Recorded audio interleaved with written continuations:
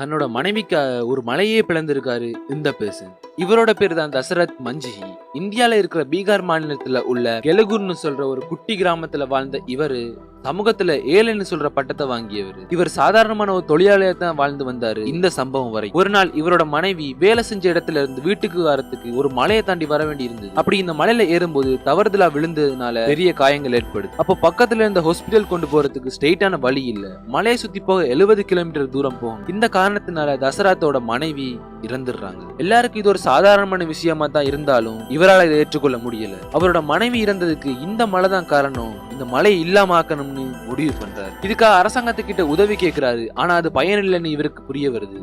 அதனால யாரோட உதவியும் எதிர்பார்க்காம 1960 தன்னிட்ட இருந்த ஆயுதங்களை வச்சு இந்த மலையை உடைக்கணும்னு முடிவு பண்றாரு. அதுக்காக காலையில வேலையை முடிச்சுட்டு இரவு நேரத்துல மலையை உடைக்கிற வேலையில இறங்கிடுவாரு. ஊரே இவரை கேவலப்படுத்தினாலும் மழை, வெயில், பசி, களைப்புன்னு எந்த விதமான காரணங்களுக்கும் பதில் சொல்லாம 22 வருஷத்துக்கு அப்புறம் அவர் நினைச்சது செஞ்சு முடிச்சிருக்காரு. மலையை ரெண்டா பிளந்து பாதையை உருவாக்குனாரு. 70 கிலோமீட்டர் இருந்த பாதையை 22 வருஷ உழைப்புல 15 கிலோமீட்டரா மாத்தி இருக்காரு. இந்த ரியல் லைஃப் விடாமுயற்சிக்கு இதை விட நல்ல உதாரணம் தேவையா? இவரோட முயற்சி உங்களுக்கு பிடிச்சிருந்தா மறக்காம லைக் அண்ட் சப்ஸ்கிரைப் பண்ணுங்க. See you again.